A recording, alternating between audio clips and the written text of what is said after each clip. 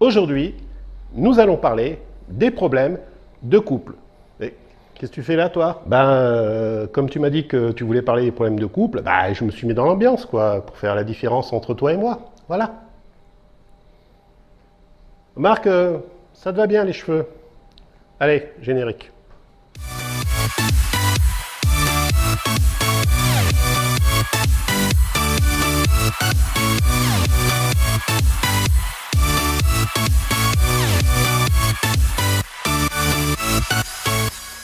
Comme vous le savez, la réglementation impose aux fabricants des vélos de 250 watts et de 25 km/h. 250 watts, ça correspond à plus ou moins 15 ampères.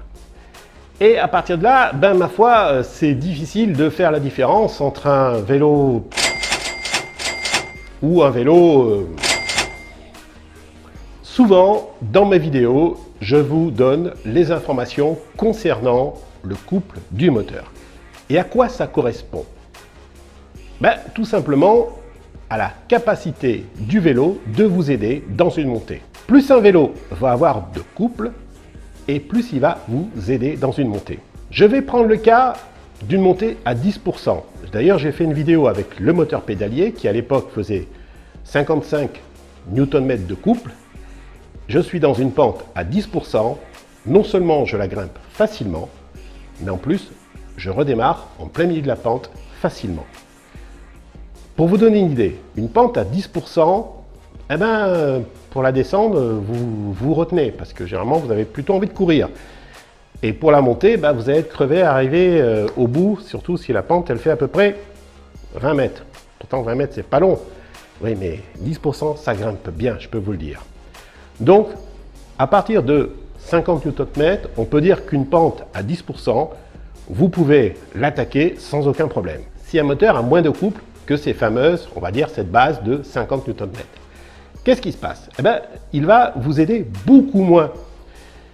C'est le cas de certains vélos sportifs qui, en l'occurrence, ont un très faible couple, qui vont tourner aux alentours des 35, voire 40 Nm. Finalement, ces vélos vont éliminer, j'allais dire, les frottements des roulements, les frottements des pneumatiques sur le goudron. Si vous préférez, vous allez avoir un vélo. Alors, généralement, on met ça sur des vélos carbone qui sont très légers. Et on va éviter les frottements, ce qui va permettre, ma foi, d'avoir les performances d'un coureur du Tour de France sans avoir l'entraînement. Donc, ces motorisations légères, elles sont intéressantes si on veut faire du sport. Les motorisations avec beaucoup plus de couple vont permettre d'emporter des charges lourdes. Prenons le cas du moteur Veleo. Le moteur Veleo fait 130 Nm de couple, ce qui fait qu'il pousse énormément. Si avec un vélo qui fait moins de 60 Nm, j'arrive à grimper une pente de 10%, comme je l'ai mis sur ma vidéo, il faisait 55 à l'époque, vous devinez que 130 Nm, je vais grimper les doigts dans le nez. L'intérêt, ça va être surtout de charger le vélo, de lui mettre des affaires dessus, de lui mettre une charge énorme et de pouvoir grimper n'importe quelle pente sans être fatigué, sans appuyer comme un malade sur les pédales. Pour résumer, on va dire que dépasser 50 Nm, le vélo va vraiment vous aider. Donc, un vélo cargo qui a un moteur comme le Shimano qui développe 80 Nm, je crois que c'est aussi le cas pour certains Bosch, c'est un bon vélo cargo puisque on aura quand même même chargé, le moteur va vraiment vous aider. Je vous fais un résumé de l'échelle. Moins de 50 Nm, le vélo va vous aider très faiblement. À partir de 50 Nm, le vélo vous aide très efficacement. Et plus, ça va être pour du vélo, que ça soit du vélo cargo 2 roues, que ça soit du tricycle 3 roues, du triporteur 3 roues. Ouais, parce que je pense pas que le triporteur à 4 roues, ça existe, mais c'est un autre nom. Une autre question que l'on m'a souvent posée, est-ce qu'un moteur qui a du couple a plus de consommation en termes d'énergie? Eh bien non, pas nécessairement. Pourquoi? Parce que ce couple est obtenu grâce à des engrenages, c'est-à-dire à une boîte à vitesse. Les moteurs roues, par exemple, que j'ai, ceux qui font 3 et 4 kg, ils ont à l'intérieur un train épicycloïdal, c'est-à-dire ils ont une boîte à vitesse avec une seule vitesse.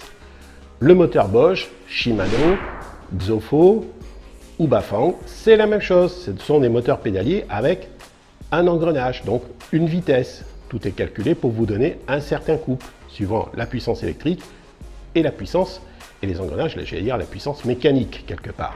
Okay, le moteur Valeo, lui, il a 7 vitesses. Donc c'est pour ça qu'il vous offre un couple de 130 Nm, vous avez compris. Et non, ça ne va pas consommer nécessairement beaucoup plus d'énergie.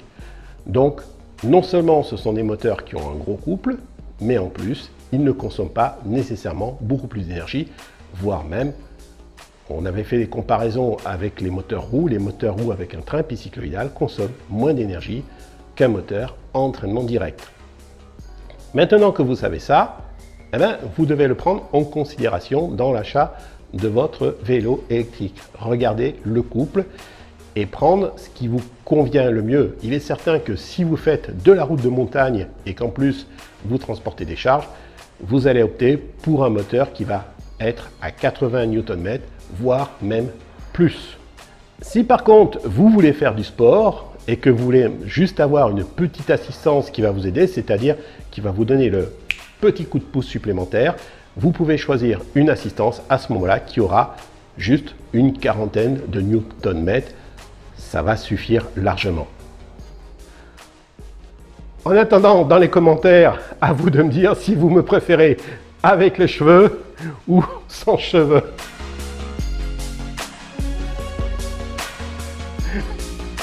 Et n'oubliez pas de vous abonner.